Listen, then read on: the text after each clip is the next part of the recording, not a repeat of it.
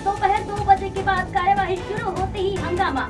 LPG मुद्दे पर घिरे विपक्ष पर वित्त मंत्री का तंज, कहा सीढ़ियों पर बैठकर चाय पियो लेकिन एलपीजी पर चक्कर लगाओ, यही है हमारा विपक्ष। पीएम नरेंद्र मोदी ने कोकराझार में 4,570 करोड़ रुपए की परियोजनाओं का डिजिटल उद्घाटन किया और कांग्रेस पर निशाना साधते हुए कहा कि घुसपैठियों के लिए असम में कोई जगह नहीं। यूपी में मौसम फिर बदलेगा, 15 और 16 मार्च को बारिश का अलर्ट। बांदा में पारा 39 डिग्री सेल्सियस तक पहुंचा।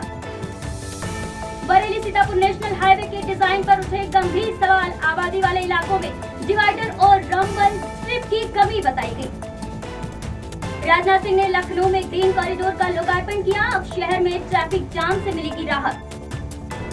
लखनऊ में गैस सिलेंडर को लेकर हाहाकार, एजेंसियों पर लगी लंबी कतारें। अफसरों का कहना, प्रदेश में गैस, पेट्रोल, डीजल की कोई कमी नहीं।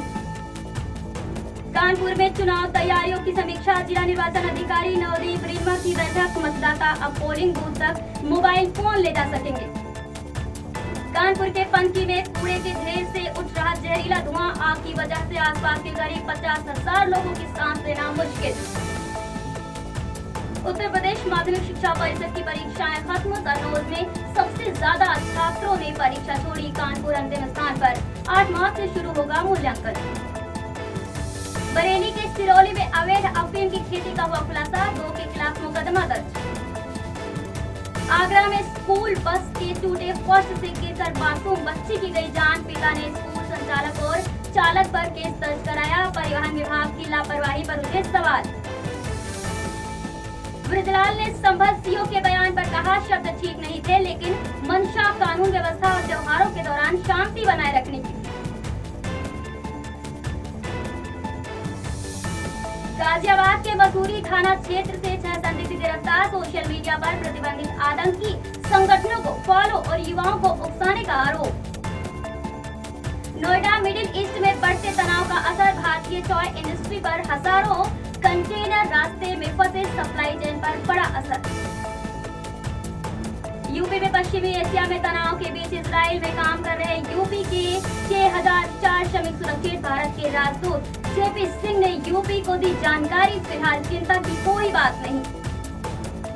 नॉर्थ ईस्ट दिल्ली दंगों मामले में कोर्ट ने कपिल मिश्रा के खिलाफ एफआईआर दर्ज कराने की याचिका खारिज कर दी है। दिल्ली सरकार का बड़ा फैसला, दिल्ली सरकार ने कहा महिलाएं नया पिंक कार्ड मिलने तक टीटीसी बसों में पिंक टिकट से यात्रा जारी रख सकती हैं। उत्तराखंड में भारतीय क्रिकेटर कुलदीप यादव की शादी की तैयारियों के लिए मसूरी का सराय होटल सजाया गया, समारोह निजी रखा गया। भारतीय सेना में लेफ्टिनेंट बने देहरादून के आयुष्मान गुस्साई, कड़ी मेहनत से पाया मुकाम। विदेश मंत्री एस जयशंकर ने अपने ईरानी समकक्ष सैयद अब्बास अरागची से बातचीत की। हॉर्मुज जल जमरू मध्य में फंसे 28 व्यापारी जहाजों के लिए सुरक्षित मार्ग सुनिश्चित करने पर चर्चा। महाराष्ट्र में एलपीजी संकट के कारण धारावी के इडली, वड़ा पाव और डोसा व्यावसायिक प्रभावित, नाश्ते की आपूर्ति ठप। ईरान और भारत के विदेश मंत्रियों ने फोन पर मध्य पूर्व की स्थिति, वैश्विक सुरक्षा और द्विपक्षीय व बहुपक्षीय सहयोग पर उच्च स्तर पर चर्चा की। अमेरिका के 1 घंटे में तेहरान की विद्युत क्षमता खत्म कराने के दावे पर ईरान के सर्वोच्च राष्ट्रीय सुरक्षा परिषद के सचिव अली लारीजानी ने कहा कि अगर अमेरिका ऐसा करता है तो अंधेरे में अमेरिकी सैनिकों को पकड़ना आसान होगा।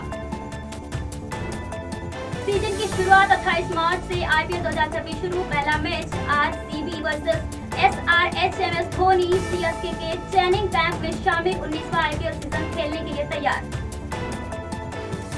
चांदी के भाव में गिरावट, चांदी की कीमत में 5,370 रुपए की कमी आई है, वहीं सोने की कीमत में 720 रुपए की गिरावट दर्ज की गई है। 10 ग्राम सोने का नया भाव 1.7 लाख रुपए है। तो ये ही आज की 25 बड़ी खबरें, बने रहिए जन एक्सप्रेस के साथ, मिलते हैं ऐसे ही तमाम खबरों में।